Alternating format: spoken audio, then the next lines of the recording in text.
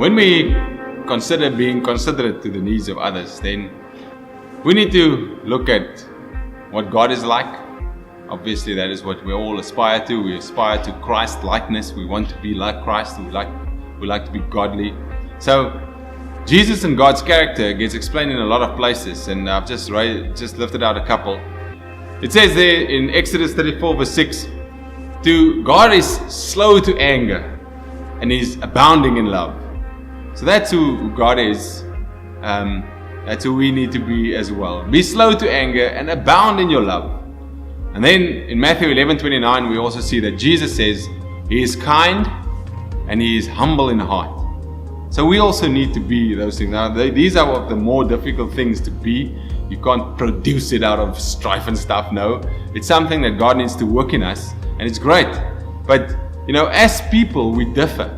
We've got different personalities, we've got different giftings, and we are different in so many ways. And which is awesome. It brings God glory in just the diversity of people. But our needs also vary accordingly. So some need that's going to be a need for you won't be a need for anybody else. Some people need to be around people to feel energized. Other people, they hate to be around a lot of people. It drains them. They like to be alone. Alone energizes them. And then the other people that wants people around, they say, no, how can you be alone? It just drains me if I'm alone. So in that difference, we need to be considerate to the needs of others. The Bible tells us that we must learn to esteem each other higher than ourselves. So if you look at a person that's sitting across from you in small group or in church, then learn to esteem that person higher than yourselves. In other words, subjugate yourself, your needs, your desires below that person, and see how you can actively learn and just give that person a place higher than yourself, to his needs and to the things that he wants or she wants. Selfishness does not allow us to consider anyone higher than ourselves, because a selfish heart is a heart that is above everything else. My needs and my satisfaction and my joy and my pleasures, those things are important.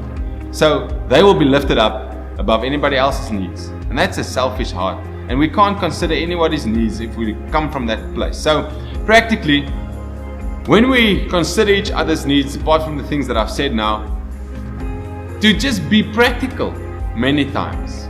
When you go to a hospital and you consider the needs of the people there, that physical touch is just an awesome thing. You don't have to pray big prayers and see people just get healed and pop out of bed, their beds. It's fine, you can do that as well. But you can just go in there and touch them. That many people are so lonely because nobody touches them, nobody hugs them. Be considerate to the needs of those people. And then in small group as well, be considerate to the needs of certain people. It's different than yourself. Esteem them higher and be considerate to, even in their differentness, to accommodate them and to esteem them higher than yourself. So again, practically, if there's a food need, especially in your small group, if somebody has got a food need, then give them food. Don't let them ask for it.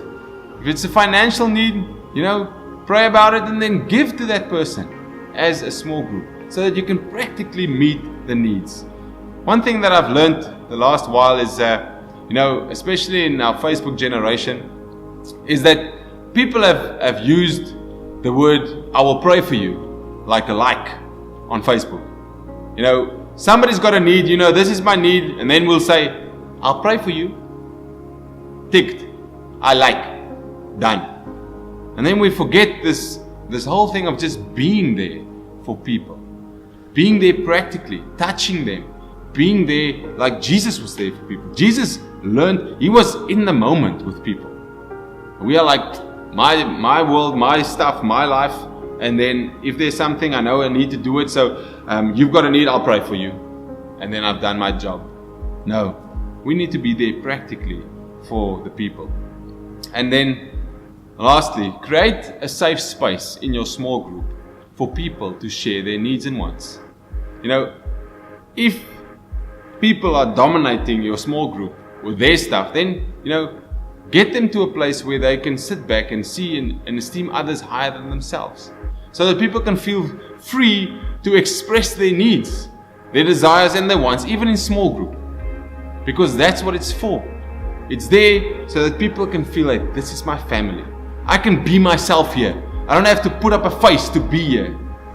God wants us to truly see the needs that there are. And how can we see the world's needs if we can't even see the need in our friend that just sits across us in small group? We need to learn that. We need to be in that place where we consider and just be considerate to the needs of others. And that's something that we do in small group practically. So practice that place of being considerate to one another.